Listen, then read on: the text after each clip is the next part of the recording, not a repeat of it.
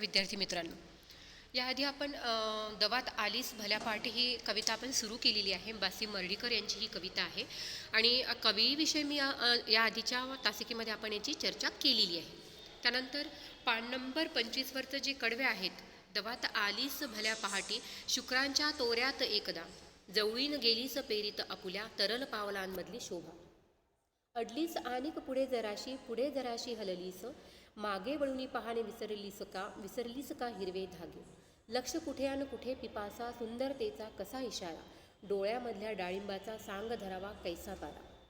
इथपर्यंतचे आपले कडवे कालच्या तासिकेमध्ये, याच्या आधीच्या तासिकेमध्ये झालेले आहेत. पुढचे आपण कडवे पाहण्याआधी थोडक्यात मी हे सांगेल की ही एक प्रेम कविता आहे आणि कवीची प्रेयसी जेव्हा पहाटेच्या वेळेला येते त्यावेळेला शुक्रांचं चांदणं जसं चमकतं किंवा शुक्राचं चांदणं जसं आपलं प्रकाश पसरवतं तसं ती अगदी सुंदर त्या ठिकाणी शुक्राच्या चांदणीप्रमाणे सुंदर दिसते आहे. आणि तिच्या सौंदर्याचा वर्णन करताना कवी तिला म्हणतायत की दवात आलीस भल्या पहाटे. त्यानंतर पान नंबर 26वरचे जे पुढच्या कडवे आहेत ते आहेत, अनोळख्याने ओळख कैशी, गतजन्मीची द्यावी सांग, कोमल ओल्या आठवणीची एथल्याच जर बुजली रांग. तळहाताच्या नाजूक रेषा कुणी वाचाव्या कुणी पुसाव्या, तांबूस निर्मल नखांवरी अन्न, शुभ्र चांदण्या कुणी गोंदाव्या. दवात आलीस भल्या पहाटी अभ्रांच्या शोभेत एकदा, जवळीन गेलीस पेरीत आपुल्या मंद पावलांमधल्या गंधा. परत शेवटचं जे कडवं आहे त्यामध्ये दवात आलीस भल्या पहाटे जशी कवितेची सुरुवात झालेली आहे तशीच ते शेवटही त्या ठिकाणी झालेला आहे. म्हणजे कवितेमध्ये सुरुवाती कवीनी दवात आलीस भल्या पहाटे मधून या वाक्याने केलेली आहे आणि शेवटही अगदी त्याच वाक्याने त्या कवितेचा आपल्याला झालेला दिसून येतो. यामध्ये काय म्हणतात कवी पहा, अनोळख्याने ओळख कैशी, गतजन्मीची द्यावी सांग. अनोळख्याने ओळख कैशी, अनोळख्याने. कारण जेव्हा कवीला असं वाटते की त्यांची जी प्रियसी आहे ती आपल्याकडे अनोळखी नजरेने बघते आहे किंवा तिच्याविषयी ती जसं कडवं विचारतात ना की वळून पाहणे विसरलीस का हिरवे धागे, है ना. लेखकांच्या पुढे ती पावलं टाकत जाते आहे, कवीच्या पुढे, परंतु ती मागे वळून जरी पाहत असलीच तरी ती कवीकडे पाहत नाही आहे. आणि त्यामुळे कवी तिला प्रश्न विचारतात की वळून पाहणे विसरलीस का. आणि म्हणूनच पुढचं कडवं त्याच्याशी संबंधितच असल्यासारखं आहे बघा. ओळख्याने ओळख कैशी, गतजन्मीची द्यावी सांग. म्हणजे काय की तिच्याकडे पाहताना एकीकडे ती त्याच्याशी ओळख दाखवून न दाखल्यासारखी वागते, है ना. ओळख दाखवून न दाखवल्यासारखी, म्हणजे ओळखही आहे आणि अनोळखी आहे अशा पद्धतीनं तिचं वर्तन असते. आणि कवीला असं वाटते की तिचं आणि आपलं नातं तर हे गतजन्मीचं आहे, म्हणजे मागल्या जन्मीचं आहे. तिचं आणि आपलं नातं हे अगदी जन्मजन्मीचं आहे, मागल्या जन्मीचं आहे. आणि असं असताना सुद्धा ती जेव्हा ओळख असून नसल्यासारखी, ओळख असून न दाखवल्यासारखी वागते, तेव्हा ते म्हणतात की त्या गतजन्मीचं नातं आता कसं सांगू बरं शकतो, कसं सांगायचं मी की त्या गतजन्मीला आपलं काय नातं, कसं नातं होतं ते मी कसं सांगू शकतो. कारण त्या नजरेतच एक ओळख अनोळखीचे भाव आहेत. तिच्याविषयी असलेल्या कोमल आठवणी आणि म्हणजे त्या कवीच्या मनामध्ये तिच्याविषयी असलेल्या ज्या कोमल आठवणी आहेत त्या आठवणी इथे त्यांना, त्या भावना इथे त्यांना बुजल्यासारख्या वाटत आहेत आणि बुजल्यासारख्या झाल्या आहेत. म्हणजे मागल्या वर्षीची मी तुला काय ओळख देणार, मी कशी तुला ती ओळख सांगणार की त्या कोमल आठवणीची आता आठवण मात्र, ती भावना आता बुजल्यासारखी झालेली आहे. आणि पुढे काय म्हणतात पहा, तळहाताच्या नाजूक रेषा कुणी वाचाव्या कुणी पुसाव्या, तांबूस निर्मल नखांवरी अन शुभ्र चांदण्या कुणी गोंदाव्या. काय वाटतं कवीला असं वाटतं की आपल्यासोबत तिचं जे नातं आहे किंवा आपल्यासोबत तिचं असणं आणि नसणं हे अगदी तळहातावरच्या नाजूक रेषेसारखं आहे. म्हणजे तळहातावरची नाजूक रेषा असणं काय आणि नसणं काय, अगदी तळहातावर जशी नाजूक रेषा असते किंवा असून नसल्यासारखी एखाद्या वेळेला आपल्याला भास होतो, तसं तिचं अस्तित्व, तिचं असणं आणि तिचं नसणं हे दोन्ही त्यांना हातावरच्या त्या नाजूक रेषांसारखं वाचतं. त्या ज्यांना वाचता आल्या ते काय म्हणतात बा, कुणी वाचाव्या कुणी पुसाव्या.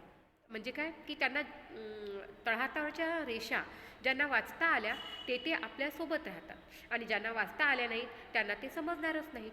आणि पुढे काय म्हणतात पहा, तांबूस निर्मल नखांवरी आणि शुभ्र चांदण्या कुणी गोंदाव्या. तिच्या नखावर असलेला जो लाल गुलाबी रंग आहे आणि लज्जेमुळे तिच्या तिच्या नखांवर तो रंग आला असावा असंही त्यांना त्या ठिकाणी वाटतं. आणि प्रीतीचं शुभ्र चांदण्या हातांवर गोंदल्या जाव्यात आणि त्या पुसल्या जाणार नाहीत याची काळजी मात्र आपण घ्यावी असं त्यांना वाटतं. तळहाताच्या नाजूक रेषा कुणी वाचाव्या कुणी पुसाव्या, तांबूस निर्मल नखांवरी अन शुभ्र चांदण्या कुणी गोंदाव्या. काय म्हणतात ते की तांबूस निर्मल नखांवरी, तिचे नख कसे आहेत, तांबूस रंगाचे आहेत, गुलाबी गुलाबी रंगाचे आहेत. आणि त्या गुलाबी रंग तिच्या नखांवरती कसा चढला असेल तर तिच्या लज्जेमुळे कदाचित तो रंग आला असेल. आणि हे जे प्रीती आहे, हे जे प्रेम तिच्याविषयी कवींना वाटतं, त्या प्रीतीच्या शुभ्र चांदण्या हातावर गोंदल्या गेल्या आहेत, ज्या पुसल्या जाणार नाहीत. म्हणजे तिच्या अस्तित्वाच्या जे काही खाणाखुणा आहेत ते लेखकांना कवींना असं वाटतं की त्या गोंदल्या गेल्या आहेत आणि ज्या कधीही पुसल्या जाणार नाहीत. शेवटचं कडवं, दवात आलीस भल्या पहाटी अभ्रांच्या शोभेत एकदा. अभ्रांच्या शोभेत एकदा. अभ्र म्हणजे काय, आभाळ. नभ समानार्थी शब्द विचारतात बरं का, थोडंसं लक्षात घ्यायचं. काय म्हटलं आहे, अभ्र म्हणजे आभाळ. काय म्हणतात कवी, दवात आलीस भल्या पहाटी अभ्रांच्या शोभेत एकदा, जवळून गेलीस पेरीत आपुल्या मंद पावलांमधल्या गंधा. मंद पावलांमधल्या गंधा. अगदी तशाच पद्धतीनं शेवटही या कवितेचा झालेला दिसून येतो. पहाटेच्या दवात जेव्हा भल्या पहाटे ती येते आणि ज्यामध्ये अभ्रांची शोभा पसरलेली आहे, म्हणजे पहाटेच्या वेळेला आभाळामध्ये जशी विविध रंगांची उधळण झालेली दिसेल किंवा तांबूस लालसर रंग उधळलेला दिसतो, तर त्यामुळे त्या आकाशाचं किंवा त्या आभाळाची शोभा वाढलेली दिसते, ज्यामध्ये अभ्रांची शोभा पसरली होती. आणि येताना तिने प्रीतीची दृष्टी आणली होती. काय म्हणताय, अभ्रांच्या शोभेत एकदा जवळीनं गेलीच पेरीत आपल्या मंद पावलांमधल्या गंधा. म्हणजे येताना ती कशी आली आहे, प्रीतीची दृष्टी घेऊन आलेली आहे. आणि तिने प्रीतीची दृष्टी आणली होती, पण जाताना ती त्यांच्या दोघांमधील प्रीतीचा गंध ठेवून गेलेली आहे. म्हणजे येताना तिच्या नजरेमध्ये त्यांना प्रेम जाणवतं आणि जाताना काय जाणवत आहे की त्यांच्या मधल्या प्रीतीचा जो गंध आहे तो गंध त्या ठिकाणी ती ठेवून गेलेली आहे. प्रीतीची भाषा केवळ दोघांमधील असते.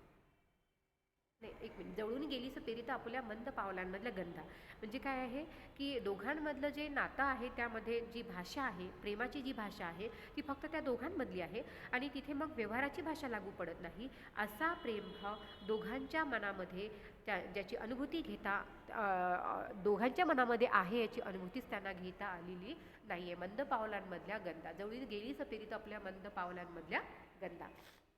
अशा पद्धतीनं कवी मर्ढेकर यांनी आपली दवात आलीस भल्या पहाटे ही कविता लिहिलेली आहे. समजलं का? काही शब्द मी तुम्हाला सांगते आहे समानार्थी. पहा, पहाटे, पहाटे म्हणजे प्रभात, सकाळ. त्याच्यानंतर नंतर आहे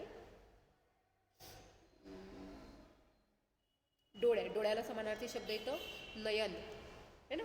अलख, अलख येतं. नयन, डोळे, नेत्र हे समानार्थी शब्द, नेत्र. ठीक आहे. त्याच्यानंतर पिपासा, पिपासा म्हणजे तहान लागली. ठीक आहे. तरल याचा अर्थ होतो चंचल स्वभावाची. आणि इथे पारा, पारा तो माहिती आहे तुम्हाला, पातळ असलेला एक मर्क्युरी ज्याला आपण इंग्लिशमध्ये म्हणतो, ज्याचा थेंब हातामध्ये पकडता येत नाही असं एक खनिज पदार्थ ज्याला म्हणता येईल. ठीक आहे.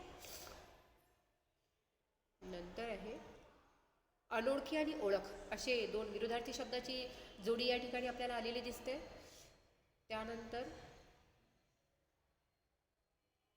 इथे हात, हात समानार्थी शब्द काय म्हणता येईल आपल्याला, हस्त, कर, हस्त किंवा कर. ठीक आहे, कर, हस्त किंवा कर. निर्मल म्हणजे काय म्हणणार आपण, निर्मल म्हणजे स्वच्छ, ज्याच्यामध्ये मळ नाही, क्लीन, स्वच्छ. अभ्र, अभ्र म्हणजे आकाश, नभ, नभ ज्याला म्हणता येईल, आणि आभाळ, मेघपटल वगैरे म्हणजेच अभ्र. ठीक आहे. गंध, गंध म्हणजे काय, वास, सुगंध, गंध. तर इथे आपली ही कविता पूर्ण झालेली आहे. तर एक मी तुम्हाला शब्दभेद जे आहे त्या परीक्षेमध्ये हे विचारल्या जाऊ शकते, त्यामुळे थोडंसं समजून घ्या. पान नंबर 134, 35 आणि 36 नव्हे, पान नंबर 132, 133, 134, 135 आणि 136 यावरती आपल्याला शब्दभेद दिलेला आहे. थोडंसं तुम्हाला ते वाचायचं आहे, म्हणजे मी याच्यावरचं घेईल एकदा, पण तरीसुद्धा सांगेल की शब्दभेद याचा अर्थ काय, की बरेच वेळेला दोन शब्दांमधलं जे अंतर आहे, सूक्ष्म भेद जो असतो तो आपल्याला तिथे लक्षात घ्यायचा असतो. जसं आता इथे कर आणि कर असे दोन शब्द आहेत. एक कर म्हणजे काय, तू सकाळी उठून अभ्यास कर, है ना, आणि दोन्ही कराने त्यांनी दिले म्हणजे काय म्हणता येईल त्याला, त्या ठिकाणी कर हा शब्द एक हस्त म्हणून आलेला आहे, एक करणे म्हणून आलेला आहे. असे जे शब्दांमधला भेद आहे तो भेद या ठिकाणी सांगितलेला असतो, तो तुम्हाला वाचायचा आहे. पुढच्या पिरियडमध्ये आपण ते घेऊ.